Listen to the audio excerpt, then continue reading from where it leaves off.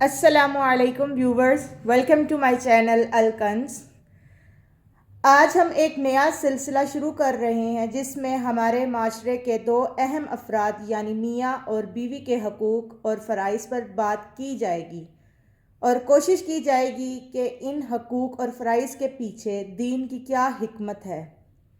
अस्सलामु अलैकुम डॉक्टर साहब। वालेकुम सलाम रहमतुल्लाहि व बरकातहू। डॉक्टर साहब, मेरा आपसे पहला सवाल ये है कि बीवी के अहम फ़राइज़ क्या हैं और इसके बड़े बड़े हकूक़ कौन से हैं?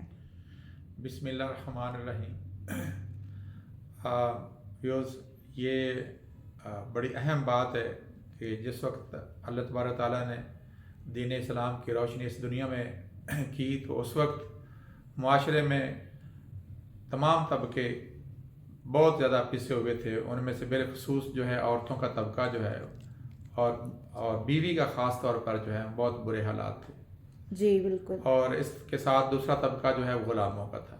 क्योंकि आज हमारा मौजू जो है वो बीवी के हवाले से है, औरत के हवाले से भी नहीं है।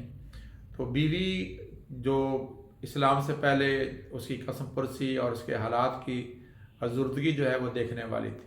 जी चुनांचे नबी अलैहिस्सलाम जब शरीयत मुताहरा को लेकर आए तो आपने इस निज़ाम के अंदर इस कदर खूबसूरत तब्दीलियाँ की और इस तरह से औरतों को सरफराज किया कि वो रहती दुनिया तक उसका कोई मुकाबला नहीं किया जा सकता। जी अब आप अंदाज़ा कर सकते हैं कि इस्लाम ने औरत के ऊपर सिर्फ दो अहम जिम्मेदारियाँ रखी हैं जिनको उसने अदा करना लाजम है। यानी कि समझ लें कि मर्द जो है उसका खामद जो है, बाकी सारी की सारी जिम्मेदारियाँ जो है वो उसके ऊपर हैं। औरत के ऊपर सिर्फ दो जिम्मेदारी। जी जैसे नबी अलैहि सल्लम ने अपने खुतबतुल विदा में कहा कि औरतों, तुम्हारी ये जिम्मेदारी है कि तुम अपने आप को पाक दामन रखो। और यानी कि पहली जिम्मेदारी क्या है कि औरत अपनी इज्जत की हिफाजत करे, अपने खामद के बिस्तर का ख्याल करे। जी और दूसरी उसकी जिम्मेदारी जो नबी अलैहि सल्लम ने मुतय्यन की, वो अपने खामद के माल की हिफाजत है। हाँ जी यानी कि औरत ने सिर्फ दो काम करने। कौन सा पहला काम है कि एक तो ये है कि वो अपने इज्जत की हिफाजत करे, हाँ जी अपने खामद के बिस्तर का ख्याल करे। जी और दूसरी बात जो उसके ऊपर फ़र्ज़ की गई वो है कि वो अपने खामद के माल के अंदर कोई ख़यानत ना करे, ख़यानत ना करें। जी बिल्कुल। इसके अलावा बाकी तमाम तर जिम्मेदारियां जो घर के अंदर है, जी उसके खाना पकाना उसके बाद उसके ऊपर फ़र्ज़ नहीं है, जी कपड़े धोना उसकी ज़िम्मेदारी नहीं है, बच्चों की परवरिश करना उसकी ज़िम्मेदारी में नहीं है। नान और नफ़का की तमाम जो ज़िम्मेदारियां हैं वो सारी की सारी मर्द के ऊपर अल्लाह तबारक तआला ने मुतय्यन की हैं। इससे आप अंदाज़ा कर सकते हैं कि वरासत में जो हक़ मिलता है औरत को, बीवी को, वो अपने बच्चों पे सर्फ करना उसके ऊपर वजूब नहीं है, लाजम नहीं। जी अब आप अंदाज़ा कर सकते हैं कि औरत को इस्लाम ने जो है वो किस कदर ज़्यादा हकूक़ दिए हैं और किस कम जो है उसको ज़िम्मेदारी के साथ साथ किस कदर उसको ज़्यादा फैसिलिटेशन है, सहूलतें हैं। हाँ, ये अलबत्ता बात ज़रूरी है कि आज के मुआशरे में जो है वो बात जो अभी हमने की है कि ये दो सिर्फ फ़र्ज़ उसके ऊपर है, बाकी उसके साथ उसको सहूलतें ही हैं, आसानियाँ ही हैं उसकी, यानी कि हकूक़ ही हकूक़ हैं। लेकिन हम अपने जो आज की मौजूदा ज़िंदगी है उसमें देखते हैं कि जितनी कदरगने, कितनी परेशानियाँ जो बीवी के लिए हैं वो किसी के लिए भी नहीं है। और बिल्कुल। उसकी एक ही वजह है कि हमारी दीन से आगाही नहीं है।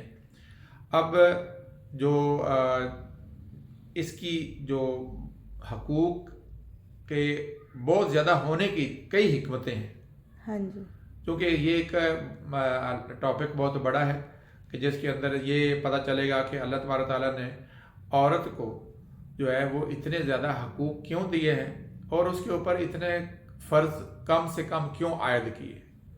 उसकी रीज़न भी हमें पता चलेगी कि मर्द की आज़ादाना ज़िंदगी जो मुआशरे से बाहर रहकर है वो होने की वजह से उसके ऊपर हकूक़ इतने फ़र्ज़ उसने ऊपर ज़्यादा आयद किए गए हैं।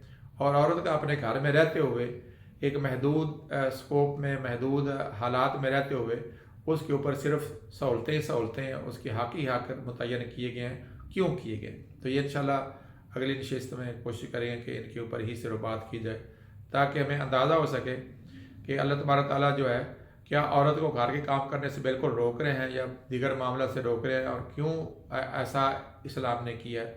تو اس کا انشاءاللہ اگلی نشست میں میرا خیال ہے کہ بات کرنا زیادہ مناسب ہوگا. بالکل ڈاکٹر صاحب، آپ نے جیسے کہا یہ بات حقیقت ہے کہ ہمارے ہاں ان چیزوں کو کلچر کا نام دے دیا جاتا ہے کہ جی ہمارا کلچر ایسا ہے. اور دوسرا یہ کہا ہمارے ہاں لوگ تربیت یافتہ نہیں ہیں. ہمارے ہاں تعلیم تو بہت اعلیٰ ڈگری کی حاصل کر لیتے ہیں پر ان کی تربیت نہیں کی جاتی اور نہ ہی ان کو ان چیزوں کے بارے میں آگاہی دی جاتی ہے. اور چلیں، شکریہ بہت بہت ڈاکٹر صاحب، آج آپ نے ہمیں اتنی مطلب کہ ہمارے علم میں اضافہ کیا ان باتوں کو بتا کر. ویورز، اگلی نشست میں ہم انشاءاللہ بیوی کے ان حقوق اور فرائض کی دینی حکمت پر ڈاکٹر صاحب سے رہنمائی حاصل کریں گے. اور اگر آپ کو یہ ویڈیو پسند آئی ہو تو اس چینل کو سبسکرائب کرنا مت بھولیے گا تاکہ آپ آگے اور بھی مستفید ہو سکیں ایسی ہی ویڈیوز سے. جزاک اللہ. اللہ حافظ. اللہ